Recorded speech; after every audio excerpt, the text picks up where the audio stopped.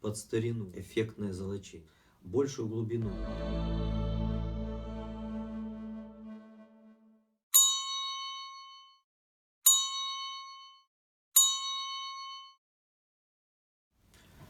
Добрый день, дорогие друзья! Сегодня несколько слов об очень важном материале, который иногда существенно меняет эффект сделанной работы. Перед нами деталь, выполненная в технике имитации позолоты суперпоталью. И материал, о котором я говорю, это битумная патина, то есть тонировочка на основе каких-то нефтяных соединений, и разводя ее с разбавителем в разной консистенции, в разной пропорции, можно добиться интересного оттенка, который значительно изменит внешний эффект от сделанной вами работы. Причем, что важно, этот материал, он не только нужен тогда, когда вам нужно сделать поверхность под старину, но он очень часто бывает полезен и тогда, когда вы делаете просто обычное, вот такое яркое, эффектное золочение. Для чего в таких случаях используется патина при несплошном покрытии? Для того, чтобы придать каким-то мелким порезкам большую глубину, большую выразительность. В данном случае перед нами резьба, которая красивая, качественная, все, но при этом ее высота средняя, да, она незначительна, и при взгляде на нее издалека рельеф этот будет теряться. Вот, то есть позолота не будет казаться достаточно выразительной на таком объеме. Поэтому все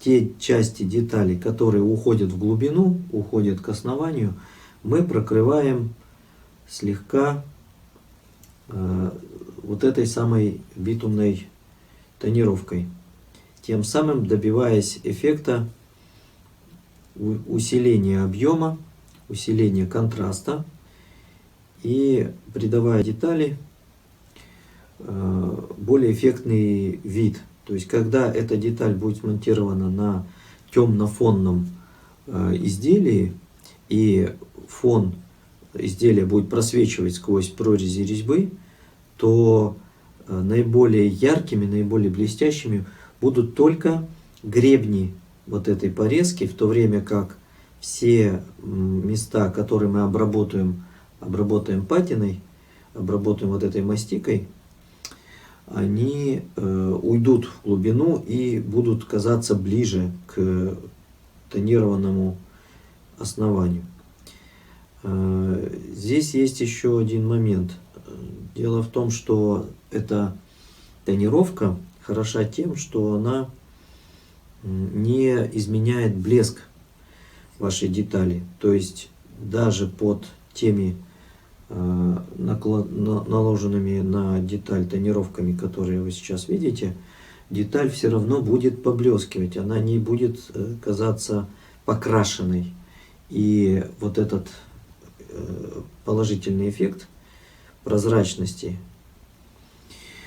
он как раз позволяет скрыть сам вот факт того, что с деталью еще что-то делалось, сам факт того, что на ней есть какие-то дополнительные тонировки. Поэтому даже если заказчик не просит специально состарить ему деталь, вы можете использовать этот метод в тех случаях, когда вам нужно добиться вот как раз большей выразительности, большего контраста в детали. Ну вот, наверное, все на сегодня. Как раз пока я вам рассказывал, закончил тонировку одной вот этой резной панели, и можно прощаться. Всего доброго, до встречи, успехов в работе.